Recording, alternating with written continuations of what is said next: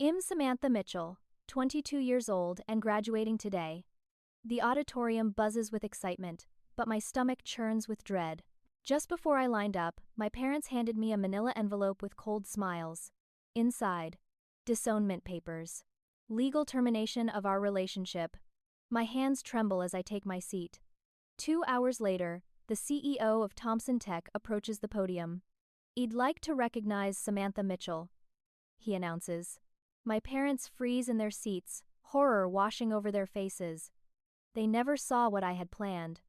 Before I dive into my story, I'd love to know where you're watching from. Drop your location in the comments below, hit that like button, and subscribe to join our community of survivors and thrivers. Now, let me take you back to where it all began. The Mitchell name carries weight in Boston's business circles. Mitchell Enterprises, my family's technology manufacturing company, has been operating for 3 generations.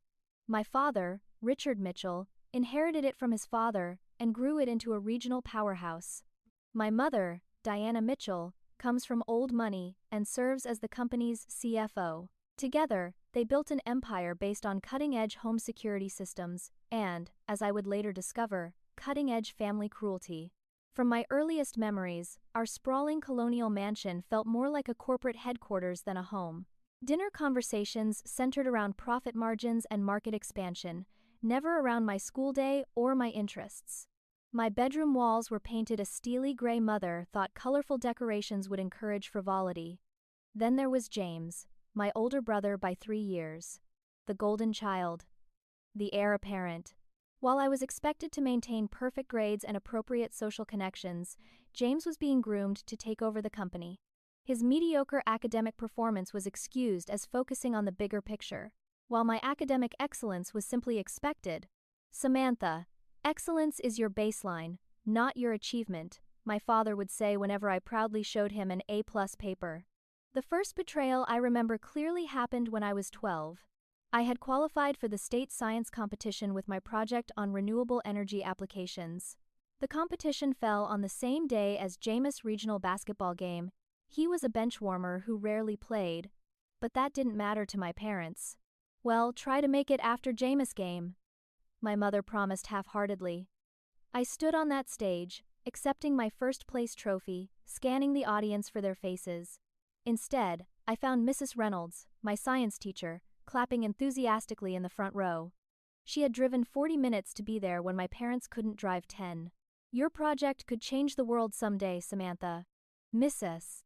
Reynolds told me afterward, driving me home since my parents were still celebrating Jameis' team victory at a restaurant. "Don't let anyone dim that light of yours." I clutched my trophy the whole ride home. When I arrived, my parents barely acknowledged it.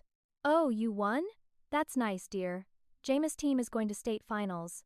That night, I placed the trophy on my desk, where I could see it every day, a reminder that someone believed in me, even if it wasn't family. The second major betrayal came at 16. I'd been working part-time jobs since 14, saving for college despite my parents' assurances they had a fund for me. One evening, I overheard them in the study. "We need to use Samantha's college fund for Jameis' startup idea," my father said. "He needs the capital now, and she can get scholarships. She's the type who'll figure it out." "Agreed," my mother replied without hesitation. "Jameis' business concept has real potential. Samantha will understand it's for the family's future." They never told me. I only found out when I asked for the college fund information during my senior year. My mother casually explained they'd reallocated those resources for family priorities and suggested I apply for financial aid. That night, I cried until my pillow was soaked. Then I made a plan. If I needed to be entirely self-sufficient, I would be. I increased my work hours, applied for every scholarship possible, and met with Mrs. Reynolds, now my high school counselor. "They took your college fund?" she asked, outraged on my behalf when no one else was. "Samantha, that's not right." "It doesn't matter," I said, though it did. "It'll get there anyway, Mrs. Reynolds helped me secure application fee waivers and wrote glowing recommendations. "You're going to outshine them all someday," she told me. "And when you do, remember this feeling, but don't let it consume you." I nodded, but already a plan was forming. Not just to succeed, but to show them exactly what they had dismissed. A plan that would take years to execute, but would change everything. What I didn't know then was how much worse their betrayals would become, or how much higher the stakes would get before graduation day arrived with those disownment papers in my hands. Community college wasn't my dream, but it was my reality. While my high school friends posted photos from their ivy-covered university quads, I was balancing full-time classes with 30 hours of work weekly, waitressing mornings at a local diner, tutoring afternoons, and weekend shifts at a bookstore. Every dollar went toward my transfer plan. "You've built an impressive transcript," my academic advisor said after my first year. "With these grades and your extracurriculars, you're a strong transfer candidate for top universities." I applied to 15 schools and received 13 acceptances, including one to Westlake University, one of the country's top technology and business programs. The scholarship covered tuition and partial room and board. I would still need to work, but my dream was within reach. When I called home with the news, my mother answered, "That's nice, dear. But we're dealing with an emergency. Jameis' new venture needs additional funding. Can we call you back?"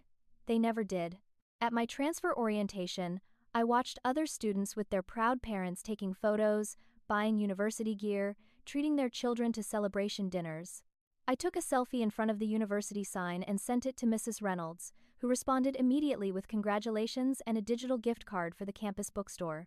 It was during my junior year at Westlake that I met Professor Williams in my Advanced Digital Innovation course. After I submitted my midterm project a prototype for enhanced cybersecurity protocol, he asked me to stay after class. "This is graduate-level work, Samantha," he said, reviewing my project notes. "Have you considered our accelerated master's program?" Under his mentorship, I developed my ideas further. Meanwhile, back in Boston, Jameis' business was floundering despite my parents' continued financial support. The revolutionary smart home system he promised was falling apart in beta testing. I learned this not from my family, but from industry news I followed religiously. The third betrayal came during my senior fall semester. I had been named Outstanding Student in the School of Technology and was receiving an award at a special honors ceremony. Professor Williams had contacted my parents personally to invite them. "Family is important," he said. "They should see what you've accomplished." The morning of the ceremony, my mother called. "Samantha, I'm sorry, but we can't make it today. Jameis' company is facing a critical investor meeting, and they need our presence and additional emergency funds. I'm sure you understand this takes priority." I received my award that evening with Professor Williams and my roommate Mia cheering me on. Later, scrolling through my mother's social media, I saw they hadn't attended an emergency meeting at all. They had gone to the theater and posted photos captioned, "Supporting local arts, number cultural night, number privileged." The fourth betrayal was perhaps the most painful because I had foolishly allowed myself to hope for change. Thanksgiving of my senior year, I returned home after Professor Williams had helped me secure an interview with a prestigious tech incubator. I was excited to share this news with my family, thinking they might finally see my potential. During dinner, when I tried to share my opportunity, my father interrupted. "That's nice, Samantha, but we have bigger news." Despite some setbacks, we're restructuring Jameis' company under the Mitchell Enterprises umbrella. He'll be taking over the digital security division. My heart sank. Digital security was my specialty, my passion. "But Dad, that's exactly what I've been studying. My thesis project is on next-generation security protocols," James snorted. "Playing with code in a classroom isn't the same as real-world business, sis." My mother patted my hand condescendingly. "Perhaps after you graduate, you could apply for an entry-level position in Jameis' division. Get some practical experience." That night I met Ryan, my boyfriend of 8 months, at a local coffee shop. We had connected in a business ethics class, and his unwavering support had become my anchor. "They don't see you," he said, holding my hands across the table. "But others do. I do." What I didn't tell Ryan or anyone else was that earlier that month I had received an unexpected email from Harold Thompson, CEO of Thompson Tech, Mitchell Enterprises' biggest competitor. He had seen my presentation at a university tech showcase and wanted to discuss my innovative approaches to cybersecurity. "I see tremendous potential in your work," he wrote. "I'd like to meet discreetly, if you're open to the conversation. I was more than open. I was ready. The lab became my sanctuary during senior year. While other students planned graduation parties or worried about job interviews, I worked night and day on my project, a revolutionary security system that could detect and neutralize cyber threats before they breached any defenses. It was built on the foundation of my earlier work but incorporated a completely new approach to threat prediction using algorithmic patterns. My first meeting with Harold Thompson occurred at a small coffee shop 2 towns away from campus. At 58, Thompson had silver hair and keen eyes that seemed to evaluate everything they saw. Thompson Tech had been Mitchell Enterprises' chief competitor for 15 years, with the two companies constantly battling for market share. "Your protocol design is unlike anything I've seen," Thompson said after we discussed my project in detail. "It makes current systems look prehistoric." "Thank you, but I'm still refining the application modules," I replied cautiously. "I'd like to offer you an internship," he said directly. "Confidential, of course. You'd have access to our labs, engineers, and resources to develop this further." The ethical dilemma was immediate. Working with my family's competitor felt like betrayal, but hadn't they betrayed me repeatedly? Still, I hesitated. "I should disclose that Richard and Diana Mitchell are my parents."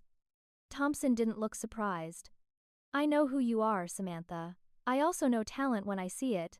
Your parents may not recognize what you've created, but I do." I thought about the emptied college fund, the missed ceremonies, the constant dismissal of my achievements.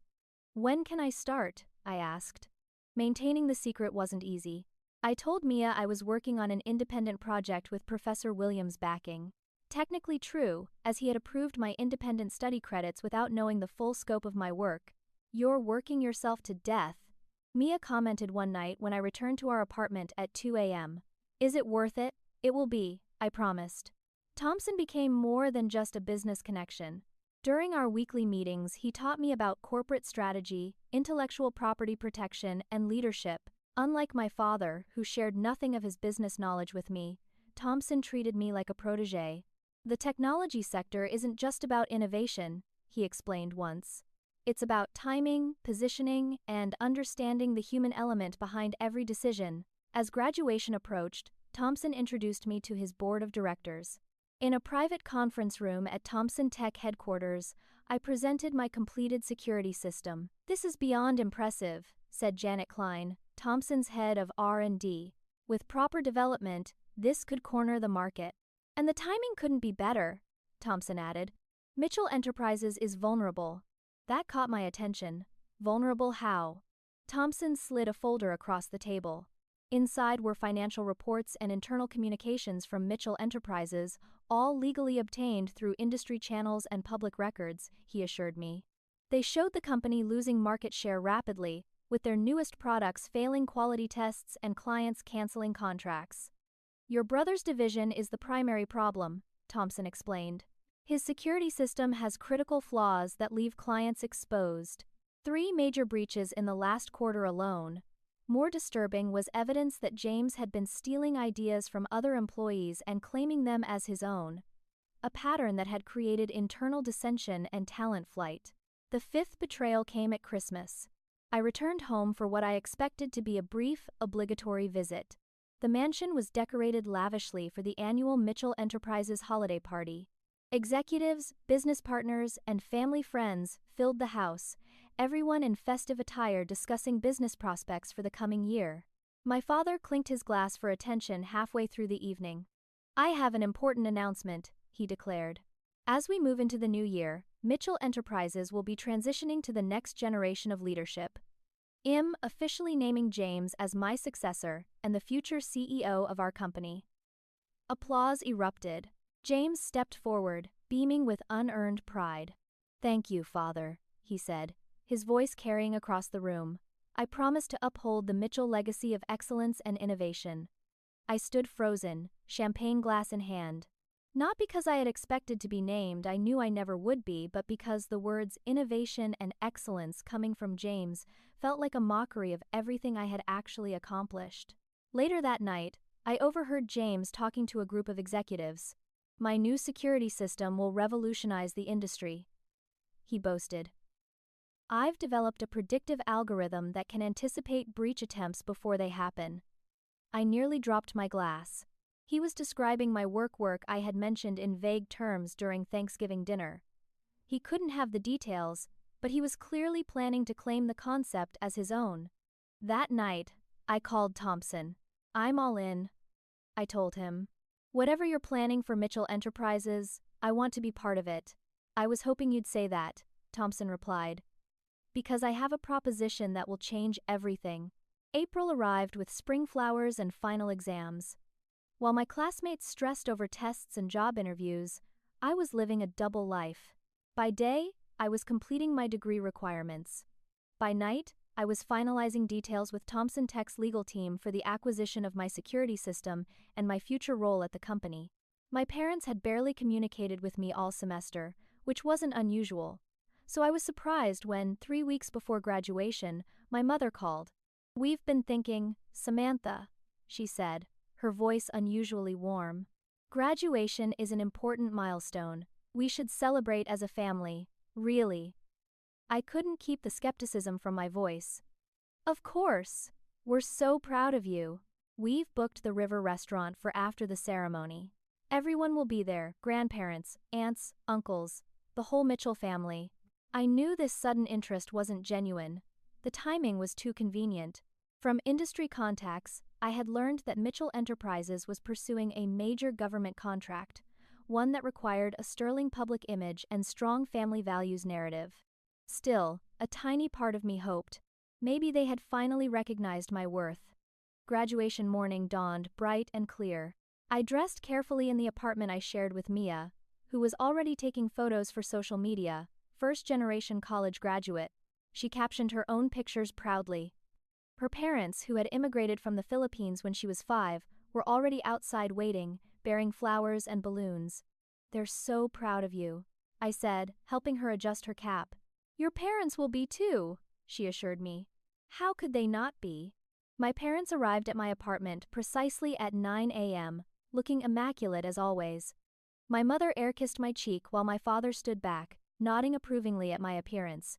"You look appropriate," my mother commented, which from her was high praise. "We have something for you," my father said, handing me a thick manila envelope. A graduation gift of sorts. The envelope was heavy in my hands. For one foolish moment, I imagined it might contain restored college funds, or perhaps stock certificates in the family company, some acknowledgement of my accomplishments. Instead, I pulled out legal documents with the heading, "Family Disassociation Declaration." "What is this?" My voice was barely a whisper. My mother's smile remained fixed. "We're releasing you, Samantha, from family obligations and expectations. We're also, of course, releasing ourselves from any future financial responsibilities toward you. You're disowning me?" On graduation day, the papers trembled in my hands. "That's such a medieval term," my father said dismissively. "We prefer to think of it as a formal recognition of what's already reality. You've chosen your own path, away from family interests." My mother glanced at her watch. "The last page requires your signature." "Well, need it before the ceremony. Why now?"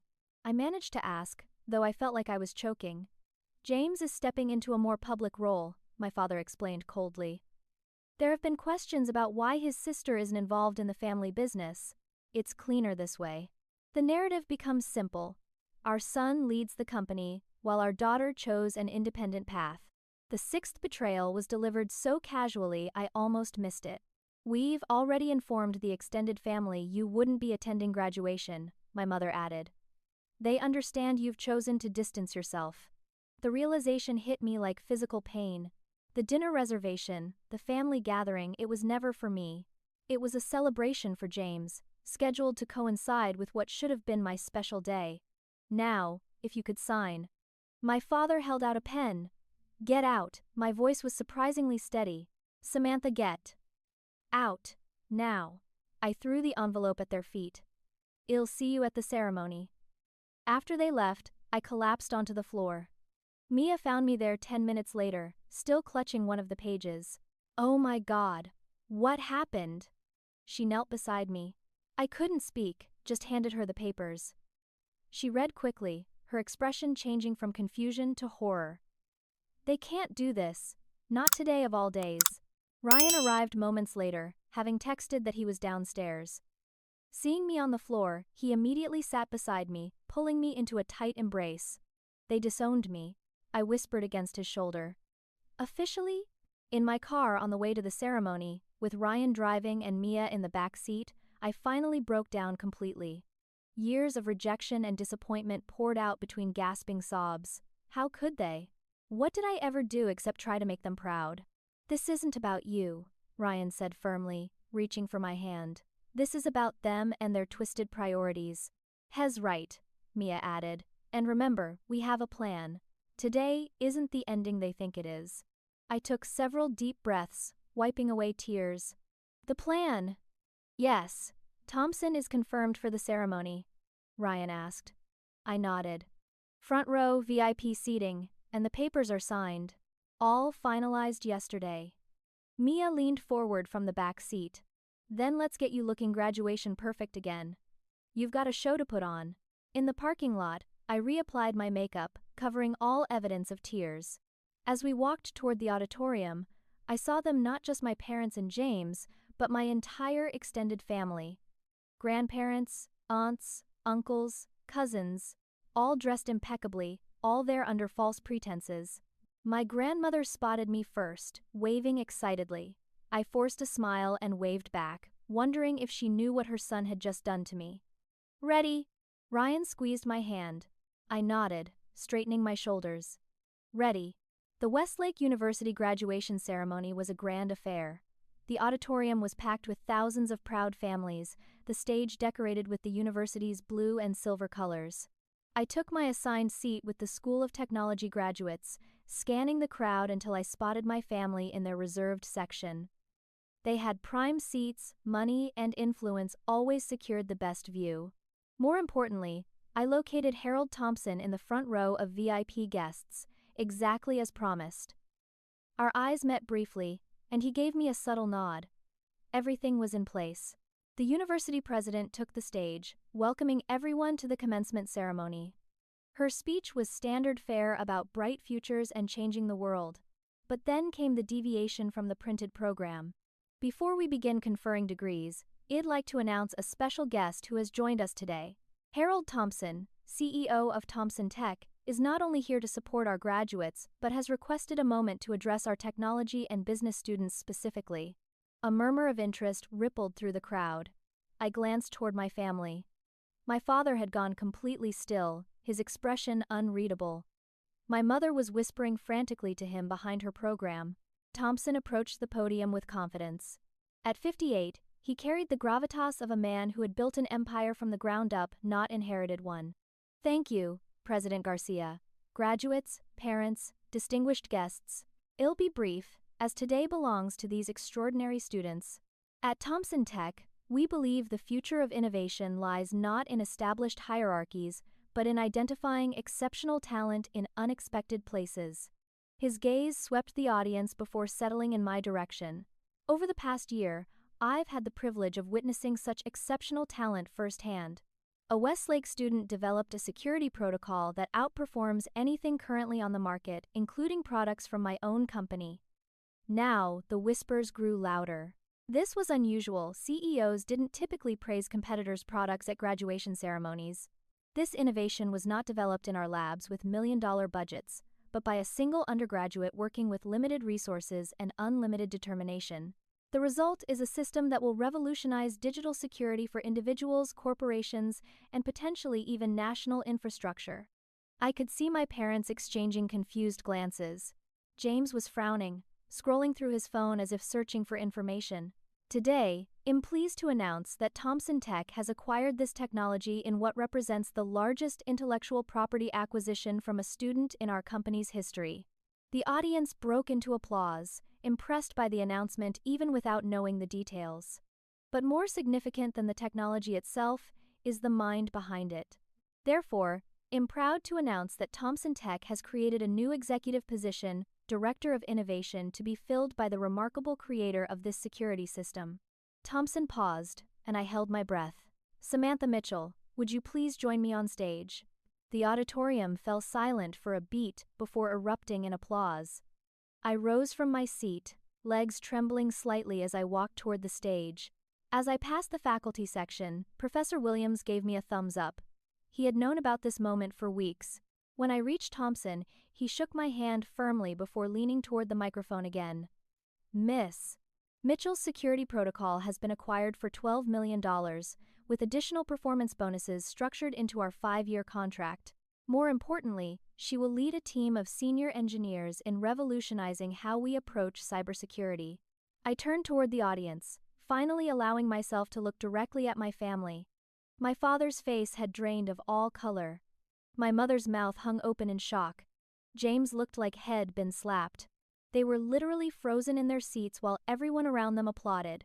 "I'd like to say a few words," I said, stepping to the microphone. My voice came out clear and strong. Success isn't just about having the right idea. It's about finding people who believe in your potential even when others don't. I'm grateful to Professor Williams, who mentored me, to my friends who supported me, and to Mr. Thompson, who recognized what my own family couldn't see. I paused, looking directly at my parents. Some people measure worth by legacy and last names. I prefer to measure it by impact and innovation. Thank you, Thompson Tech, for valuing what I can contribute, not who I was born to be. As I returned to my seat amid thunderous applause, I caught a glimpse of my grandmother standing to clap vigorously, tears streaming down her face. At least someone in the family seemed proud. The ceremony continued, but the dynamic had shifted permanently. When my name was called again to receive my actual diploma, the audience's applause was notably louder. I had been transformed in their eyes from an ordinary graduate to someone exceptional, and my family remained frozen in their shock, unable to process how thoroughly their narrative had been rewritten in a single moment. The post-graduation reception was held in the university's grand atrium. Families mingled, taking photos with their graduates, enjoying catered refreshments. I stood with Thompson, Ryan, Mia, and Professor Williams, accepting congratulations from faculty and fellow students. "You might want to prepare yourself," Thompson murmured, nodding toward the entrance. Incoming at 2 o'clock. My parents were making their way through the crowd, faces fixed in what I recognized as their public relations expressions, tight smiles that didn't reach their eyes. James trailed behind them, still looking stunned. "Well, stay right here," Ryan said, positioning himself slightly in front of me. Mia moved to my side, while Professor Williams and Thompson flanked us protectively. "Samantha, darling." My mother's voice was syrupy sweet as she approached. "What a wonderful surprise. We're so proud." She attempted to embrace me, but I stepped back. "Are you?" I asked coolly. "That's not what your legal papers said this morning." My father glanced around nervously, noting several people watching our interaction. "Perhaps we could discuss this privately, as a family." "I don't think that's necessary," I replied. "After all, according to your documents, we're not family anymore." "Those papers were just a formality," my father said dismissively. "A tax consideration, nothing more." "Mr. Mitchell." Thompson extended his hand. "Harold Thompson. We've met at industry functions, though I doubt you remember. Your daughter is quite remarkable." My father reluctantly shook his hand. "Yes. Well, the Mitchell innovative spirit runs in the family." "Does it?" Thompson raised an eyebrow. "Interesting. I was under the impression Samantha developed her security protocol entirely independently. In fact, when I asked if she had received any support or resources from Mitchell Enterprises, she was quite clear that wasn't the case. We gave her space to develop on her own." My mother interjected smoothly. "We believe in fostering independence." "By emptying her college fund for her brother's failed startup?" Mia asked innocently. "That kind of independence." My mother's smile faltered. "Or by giving her disownment papers on graduation day," Ryan added. "That kind of fostering." "I don't know who you think you are," James began, stepping forward aggressively. "They're my actual support system," I interrupted. "The people who were there when you weren't." A small crowd had gathered, watching the drama unfold. Among them, I noticed a woman with a press badge, Catherine Chen, from Tech Innovations magazine, who had been invited to cover Thompson's announcement. "Samantha, this is beneath you," my father hissed, noticing the reporter as well. We can discuss family matters at home. I don't have a home with you anymore, I replied, loud enough for others to hear. You made that very clear this morning. What exactly happened this morning? Catherine Chen had moved closer, professional curiosity piqued. I turned toward her. My parents presented me with legal disownment papers as a graduation gift right before the ceremony. Chen's eyebrows shot up. The same parents whose daughter just signed a multi-million-dollar deal with Thompson Tech? That's quite a contrast. There's been a misunderstanding. And my mother tried to salvage the situation. We're extremely proud of Samantha's accomplishment. So proud that you told the entire extended family I wouldn't be attending my own graduation, I challenged. So proud that you've never once come to see me receive an award or recognition? So proud that you redirected my college fund to bail out James' failing business. James flushed bright red. That's a private family matter. Not anymore, Thompson interjected smoothly. Since Samantha will be leading our new security division, her journey is relevant to our company narrative. The press is quite interested in her story of overcoming obstacles to achieve such innovation. You can't seriously be planning to air family disputes in the media, my father warned, his voice lowering dangerously. I'm not planning to air anything, I replied calmly. I'm simply done pretending. I don't need your approval anymore, and I certainly don't need your name. The Mitchell name has opened doors for you your entire life, my father insisted. Professor Williams, who had been quietly observing, finally spoke up. With all due respect, Mr. Mitchell, your name didn't earn your daughter a full scholarship. It didn't earn her the highest GPA in our department's history. And it certainly didn't create the security protocol that Thompson Tech just acquired. Samantha did all of that despite your lack of support, not because of your name. My grandmother had approached during this exchange, along with my grandfather and several aunts and uncles. Richard, what is going on? My grandmother demanded. What's this about disownment papers? My father's composure finally cracked. Mother, this isn't the time. It's exactly the time, she interrupted. You told us Samantha had chosen not to attend the family dinner. You never mentioned anything about million-dollar deals or disowning my granddaughter. The family circle had widened now, with confused relatives looking between me and my parents. They gave me official disownment papers this morning, I explained to my grandmother. They didn't want to explain why I wasn't involved in the family business, so they decided to formalize my exclusion instead. Is this true, Richard? My grandfather's voice was like steel. For once, my father had no smooth response prepared. Catherine Chen was taking notes discreetly, while Thompson watched the family drama unfold with calculated interest.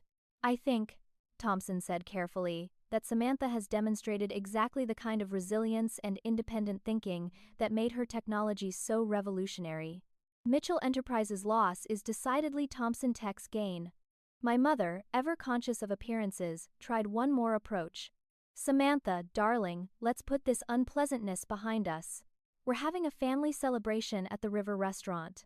Your rightful place is with us. I looked at her, really looked at her, perhaps for the first time. Behind her perfect makeup and designer dress was a woman who had never once prioritized my happiness or success. My rightful place, I said clearly, is with people who value me for who I am, not for what I can do for the family image. I already have celebration plans with my real support system. I turned to Thompson. I believe we have reservations. We do, he confirmed. For Samantha and any guests she chooses to bring. I caught my grandmother's eye. Grandma, you're welcome to join us if you'd like. All of you are, I added, looking at my extended family. But not them. I nodded toward my parents and James. The clear division sent a shockwave through the family gathering. My father's face darkened with rage, while my mother's mask of civility finally cracked. You ungrateful, she began, before catching herself, aware of the watching crowd. I'm not ungrateful, I replied evenly. I'm just finally free. You can keep your disownment papers.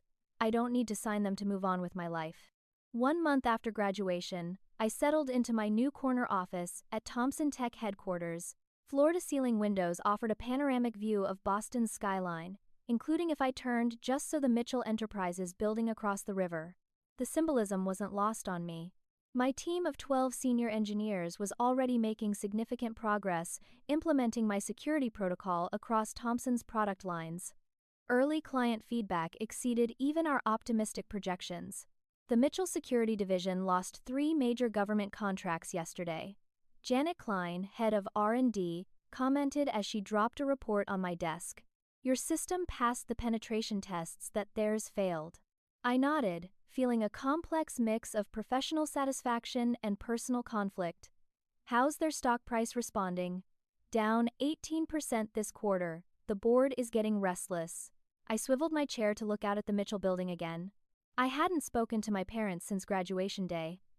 My grandmother had called several times, along with 2 aunts and an uncle, all expressing their shock at how I'd been treated and their pride in my success. The family was divided, with several members openly questioning my father's leadership for the first time. My phone buzzed with a meeting reminder. Thomson had called an executive strategy session for noon. When I entered the conference room, all the senior leadership was present, along with the company's legal team. Samantha, perfect timing.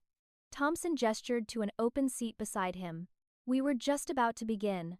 On the large screen at the front of the room was a comprehensive financial analysis of Mitchell Enterprises, their declining stock price, failed products, client losses, and internal management issues. As you can all see, Thomson continued, Mitchell Enterprises is in a precarious position. Their security division, in particular, has suffered catastrophic failures under James Mitchell's leadership. 3 major breaches in client systems have destroyed customer confidence. He turned to look at me. Samantha, this affects you personally as well as professionally. Are you comfortable with this discussion? All eyes turned to me. I straightened in my chair. A Thomson Tech executive first, I replied firmly. My family connections are irrelevant to this discussion. Thomson nodded approvingly. Then I'll get to the point. We have an opportunity to acquire Mitchell Enterprises at a significant discount to their previous valuation. Their board is divided, their leadership is weak, and their flagship product line is failing. The timing is perfect. I listened as our CFO outlined the financial details of a potential hostile takeover. The numbers made sense. Mitchell was vulnerable, and Thomson had the capital and strategic positioning to succeed. There's one complication, our legal counsel added.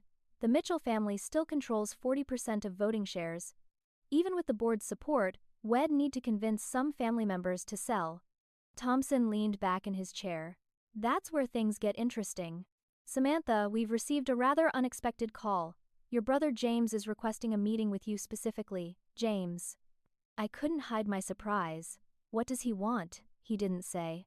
But given the timing, I suspect it's related to their current situation. It could be a trap, Janet warned. Corporate espionage, or an attempt to create a conflict of interest, or, Thomson countered, it could be a desperate plea from a sinking ship. Either way, I think we should hear him out. Samantha, are you willing to take the meeting? I considered it carefully. Yes. But I want our legal counsel present. The meeting with James was scheduled for that afternoon in a neutral location, a private room at the Four Seasons Hotel. When I arrived with our attorney, Sarah Bennett, James was already waiting, looking significantly different from the confident brother I remembered. His designer suit seemed to hang on his frame, and dark circles underscored his eyes. Thank you for coming, he said, rising as we entered. His voice lacked its usual arrogance. This is Sarah Bennett, Thomson Tech's chief counsel, I introduced. Whatever you have to say, you can say in front of her. James nodded tightly and retook his seat. I'll get right to the point. We know Thomson is planning a takeover bid. We don't comment on potential acquisitions, Sarah replied smoothly. Please. James' composed facade cracked slightly. I'm not here on official business. I'm here as Samantha's brother. That's a new role for you, I commented coolly. Why now? He ran a hand through his hair, a nervous gesture I'd never seen from him before. Because we're about to lose everything.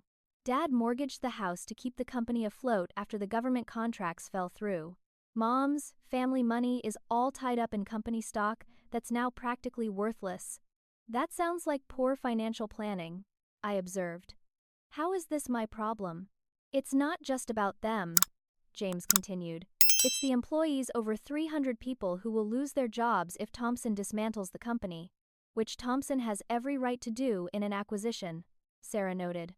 I know, James looked directly at me. That's why I'm not here to stop the takeover. I'm here to ask for mercy. That caught me off guard. Mercy. The security division failures, they're my fault, he admitted, his voice strained. I pushed through an inferior product, despite the engineering team's warnings. I thought I could fix the flaws before anyone noticed. That was irresponsible, I said. It was worse than that, he acknowledged. It was arrogant and dangerous, and now everyone's paying for my mistakes. I studied my brother, trying to determine if this newfound humility was genuine or another manipulation. What exactly are you asking for, James? For you to advocate for the employees in any acquisition, not the executives. We deserve whatever happens. But the rank-and-file workers shouldn't lose everything because of management's failures. I glanced at Sarah, who gave a subtle nod indicating this request wasn't unreasonable. I'll consider it, I said carefully. But I need something in return. Complete honesty about the company's current situation.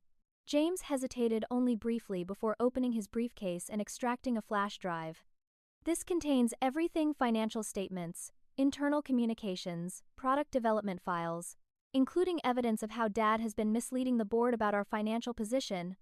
I accepted the drive, surprised by his willingness to turn on our father. Why are you really doing this, James? You've never cared about the employees before. He looked down at his hands. The night of your graduation, Grandma called me. She said some things about how I'd been treated versus how you'd been treated, about the patterns shed, observed but never challenged. It made me think about a lot of things differently. I remained skeptical but nodded for him to continue. Then, last week, Dad suggested we sell the employee pension fund investments to cover immediate operating costs. That's when I realized we'd become the villains in this story. Sarah took the flash drive. Well, need to verify everything on here. Of course, James agreed. I just ask that you remember there are real people whose livelihoods depend on whatever decisions Thomson Tech makes. As we prepared to leave, James added one more thing. For what it's worth, Samantha, I'm sorry. For everything. You deserved better than what our family gave you. I didn't respond immediately, uncertain if decades of rivalry and resentment could be addressed with a simple apology. I'll make sure the employees are treated fairly, I finally said. That's all I can promise right now. Back at Thomson Tech, our technical team confirmed the flash drive's contents were legitimate and even more damning than we'd expected. Mitchell Enterprises wasn't just struggling, it was on the verge of complete collapse, held together only by accounting tricks and Richard Mitchell's reputation. In Thomson's office later that evening, we discussed next steps. With this information, we can acquire them for pennies on the dollar, Thomson observed. But should we? I asked. Their technology is outdated, their brand is damaged, and their corporate culture is toxic. Their client list and manufacturing facilities still have value, he countered. And acquiring a competitor always strengthens market position. I considered this, thinking about the employees James had mentioned. If we proceed, I want certain conditions. The rank-and-file employees get fair severance packages or job offers within Thomson. The pension fund is protected. And we maintain the parts of the business that are actually viable. Thomson studied me thoughtfully. This isn't about revenge for you, is it? No, I answered honestly. Revenge is a waste of energy. This is about doing what's right, both as a business decision and for the people involved. He nodded slowly. I think we can work with those conditions, draft a proposal, and review it with the team tomorrow. As I stood to leave, Thomson added, Your parents will lose everything, you know. The house, their status, their identity as industry leaders. Are you prepared for that? I paused at the door. They lost me first. I suspect that's the only thing they'll truly regret when this is over. The announcement of Thomson Tech's acquisition of Mitchell Enterprises hit the business news cycle like a bombshell. Technology upstart acquires legacy firm, the headlines declared. Most stories focused on the dramatic corporate narrative, the established family business falling to the innovative newcomer. A few more investigative pieces noted the ironic twist that the deal was facilitated by the daughter the Mitchell family had reportedly rejected. 2 days after the public announcement, I received a call from my grandmother. "Your parents have called an emergency family meeting at the house," she said, her voice tense. "Everyone will be there. I think you should come too." "Grandma, I don't think this isn't a request, Samantha," she interrupted firmly. "It's time for this family to have some hard truths spoken. Your grandfather and I will pick you up at 7. When we arrived at the Mitchell mansion that evening, the atmosphere was charged with tension. The grand living room, scene of countless corporate cocktail parties and family celebrations, now felt like a courtroom awaiting a verdict. My parents sat stiffly on the main sofa. James stood by the fireplace, looking uncomfortable. Various aunts, uncles, and cousins filled the remaining seats, their expressions ranging from curiosity to concern. "Samantha," my mother acknowledged tersely as I entered with my grandparents. "I'm surprised you came. I'm here at Grandma's request." I replied evenly, choosing a seat directly across from my parents. "Not yours." My father cleared his throat. "Now that everyone's here, I've called this meeting to discuss the crisis facing our family. As you all know, Mitchell Enterprises is being acquired by Thomson Tech in what amounts to a hostile takeover. Is it really hostile when your board voted unanimously to accept the offer?" my grandmother asked pointedly. My father's jaw tightened. "The board was misled about our financial position." "By whom, Richard?" my grandfather challenged. "You've been CEO for 20 years. The financial mismanagement happened under your watch, and apparently with your direct involvement." Murmurs rippled through the assembled family members. I realized my grandparents had done their own investigation since graduation day. "We're not here to assign blame," my mother interjected smoothly. "We're here to discuss how the family will respond to this situation. We need to present a united front. A united front." My grandfather's eyebrows shot up. "Diana, you and Richard disowned your daughter on her graduation day, then discovered weeks later that she had developed technology worth millions. Now you want family unity." Several gasps sounded around the room. Apparently, not everyone had heard the full story. "You disowned Samantha." My Aunt Patricia looked shocked. "Richard, you told us she had chosen to distance herself from the family. It was a complicated situation." My father began defensively. "It wasn't complicated at all." I contradicted. "You gave me legal disownment papers the morning of my graduation. You told me I was a disappointment to the Mitchell legacy. You made it crystal clear I wasn't the child you valued." "That's not fair, Samantha," my mother protested. "We invested in your education, your upbringing." "Did you?" My grandmother's voice cut through the room like a whip. "From what I understand, Samantha worked her way through college after you redirected her education fund to Jameis failed business ventures. She earned scholarships you never acknowledged and awards you never attended." The room fell silent as my grandmother continued, decades of unspoken observations finally finding voice. "I've watched for years as you promoted James while dismissing Samantha. I said nothing, believing it wasn't my place to interfere with your parenting. That was my mistake, and I'm ashamed of it." My father stood, his face flushing. "Mother, this is hardly appropriate. Sit down, Richard." My grandfather rarely raised his voice, but when he did, even my father obeyed. "You've lost the right to dictate what's appropriate. Your leadership has driven the company into the ground, and your treatment of Samantha has driven her away. It's time you face the consequences of both failures." I looked around the room, witnessing the family dynamic shift in real time. Relatives who had always deferred to my father were now looking at him with new, critical eyes. "The acquisition will proceed," I said into the silence. "The terms have been negotiated and contracts are being finalized, but I've ensured that employees will be protected as much as possible. Pension funds will remain intact, and many staff will be offered positions at Thomson Tech." "How generous of you," my mother said bitterly. "And what about us? Your own parents. You'll lose control of the company," I acknowledged. "The mansion will have to be sold to cover debts.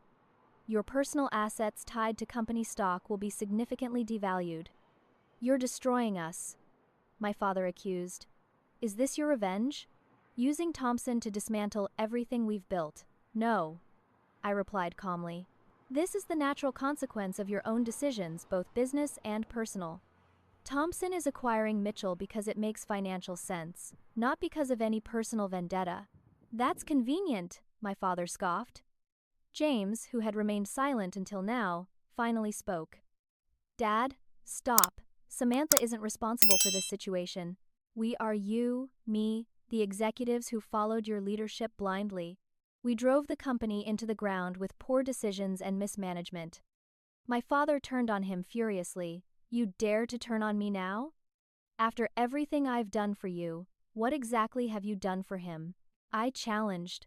Set him up to fail by putting him in charge of a division he wasn't qualified to lead? Taught him that status matters more than substance? Those aren't gifts, Dad, they're burdens. James looked at me with something like respect. She's right. I wasn't ready for the responsibility you gave me. I failed because you never actually taught me how to succeed, you just expected it. My mother, always quicker to recognize a losing position, changed tactics. Samantha, surely there's some arrangement we can come to. We're still your parents, despite our disagreements. Disagreements. I echoed incredulously. You disowned me. You threw me away when you thought I had nothing valuable to offer. Now that you know I do, you want to claim me again. Family is complicated, she offered weakly. No, my grandmother interrupted. Family is actually quite simple. You love each other, you support each other, you celebrate achievements and help through failures. What you two did was not complicated, it was cruel. My cousin Melissa, who had always been closer to James than to me, spoke up unexpectedly. I always wondered why you never came to family events in college, Samantha. Your parents told us you were too busy, that you'd chosen your own path away from the family. I was never invited, I said, simply. The collective realization seemed to wash over the room how thoroughly my parents had controlled the family narrative about me for years. For what it's worth, my Aunt Patricia said quietly, we're proud of what you've accomplished, Samantha, regardless of what happens with the company. Several other relatives nodded in agreement. My father, seeing his support eroding, made one last desperate attempt. Everything I've done, everything was to protect the Mitchell legacy, to ensure our family's position and prosperity. You may not agree with my methods, but my intentions were always for this family's benefit. No, Richard, my grandfather said sadly. Your intentions were for your benefit, your status, your ego. You confused the family name with family itself, and in doing so, you've lost both. I stood, reaching into my bag to retrieve the disownment papers my parents had given me at graduation. I placed them on the coffee table between us, now marked with a large red void stamp across each page. These don't matter anymore, I said. Not because I want to reclaim the Mitchell name, but because I don't need legal documents to define my family. The people who have supported me, believed in me, and valued me for myself, they're my family now, whether they share my DNA or not. I looked directly at my parents. I don't hate you. I don't even want revenge. But I don't need your approval anymore, and I don't need your name. As I turned to leave, James stepped forward. Samantha, wait. What happens now? To all of us. I paused at the doorway. That depends on each of you. The company acquisition will proceed. What you do after that, whether you learn from this and build something new, or cling to old resentments and entitlements, that's your choice. My grandparents followed me out, along with several aunts, uncles, and cousins, leaving my parents and James standing in the living room of a mansion that would soon no longer be theirs. The Mitchell family, like the company that bore its name, would never be the same again. 6 months after the acquisition, Thompson Tech's stock had risen 28%. My security protocol, now branded as Shield Guard, was being implemented by major corporations and government agencies nationwide. I had been featured in Technology Today as one of their 30 under 30 innovators, and our development team had doubled in size. More meaningful than these professional achievements, however, was seeing how the former Mitchell Enterprises employees had thrived in their new environment. 80% had been retained, many expressing relief at the more meritocratic culture at Thompson Tech. The difference is night and day, commented Susan Reynolds, a senior engineer who had worked at Mitchell for 15 years. At Mitchell, ideas died in hierarchical approval chains. Here, innovation is actually valued, not just talked about in mission statements. I had made it a point to personally meet with each department during the transition. These weren't just anonymous employees, they were people whose livelihoods had been intertwined with my family's business for decades. I wanted them to know they were valued for their skills and contributions, not just as assets on a balance sheet. The Mitchell mansion had been sold to cover debts, with my parents downsizing to a still luxurious, but significantly smaller condo in Back Bay. My father had retreated from public life entirely, his reputation in business circles irreparably damaged by the revelations of financial mismanagement. My mother, ever the social survivor, had begun reinventing herself in philanthropic circles, though her invitations to elite events had noticeably decreased. James had surprised everyone by pursuing a completely different path.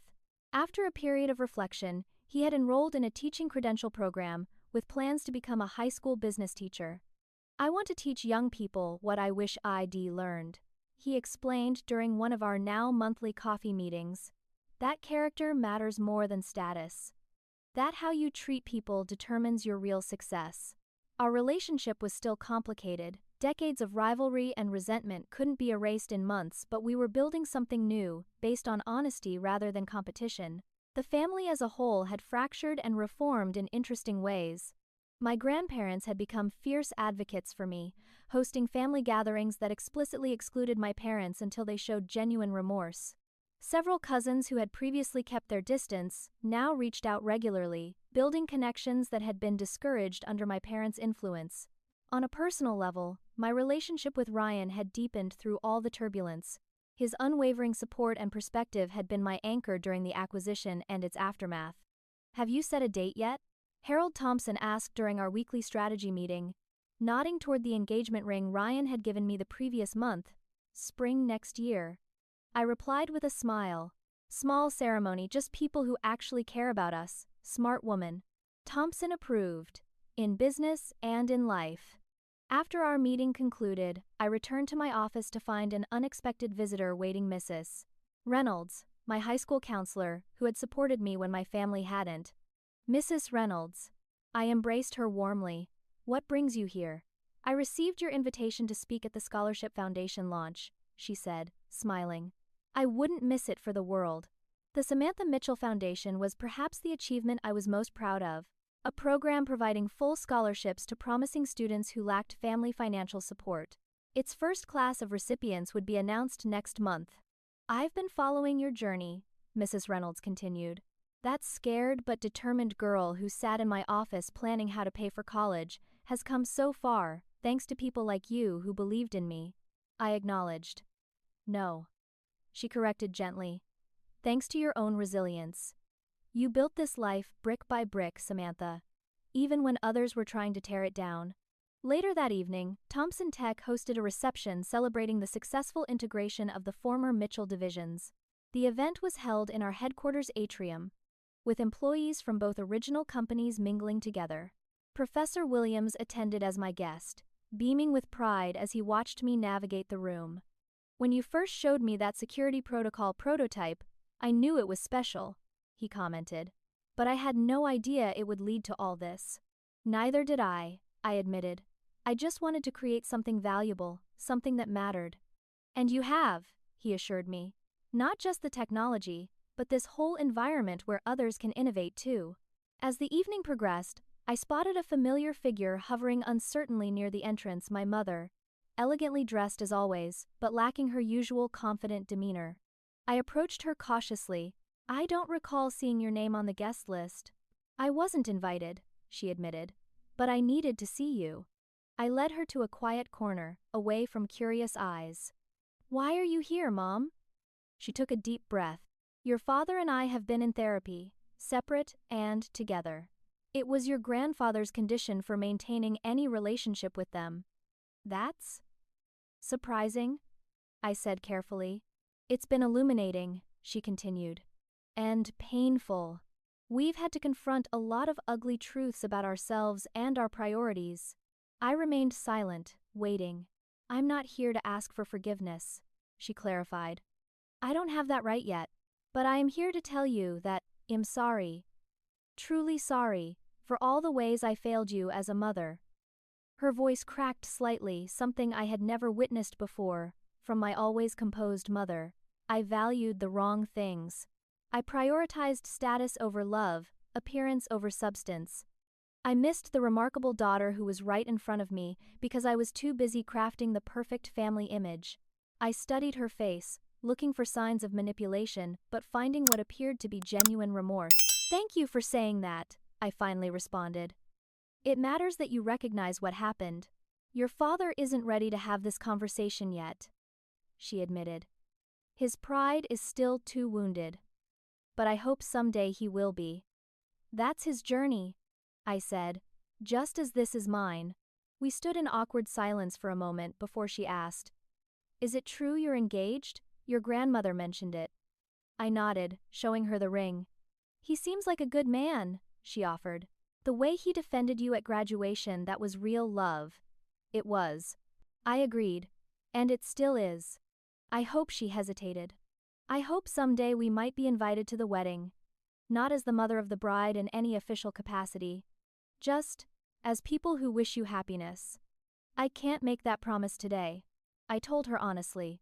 "But the fact that we're having this conversation is a start." As she prepared to leave, she reached into her purse and withdrew a small jewelry box. "This belonged to your great-grandmother. It was always meant for you." Inside was a delicate sapphire pendant, something I'd admired as a child when looking through family photographs. "She was brilliant too," my mother said softly. "An engineer when women weren't welcome in the field. Perhaps that's where you get it from." After she left, I rejoined the reception, the pendant in my pocket, a piece of family history that felt like it truly belonged to me, not because of obligation, but because of shared qualities across generations. As the evening concluded, I found myself on the rooftop terrace with Thompson, Ryan, Mia, and Professor Williams, the people who had formed my chosen family when my biological one had failed me. "To Shield Guard." Thompson proposed a toast. "And to the remarkable mind that created it." "To something more important," I countered, raising my glass. "To finding the people who value you for who you are, not for what you can do for them or what name you carry. And to building a life where you're the architect, not just an inhabitant," Ryan added, squeezing my hand. Looking out over the Boston skyline, I felt a sense of peace that had eluded me for years. The journey hadn't been about revenge or even success in conventional terms. It had been about claiming my own worth when others couldn't or wouldn't see it. The true security I'd found wasn't in the protocol I'd designed or the position I'd earned. It was in knowing my own value, independent of anyone else's assessment. That was a shield no one could breach, a foundation no one could undermine, and in the end, that was the most valuable inheritance of all. Have you ever had to prove your worth to someone who should have valued you from the start? Share your story in the comments below. If this resonated with you, please hit that like button and subscribe to hear more stories of resilience and redemption. Remember, sometimes the family we create is more important than the family we're born into. Thank you for listening to my story, and remember, your worth isn't determined by those who fail to see it.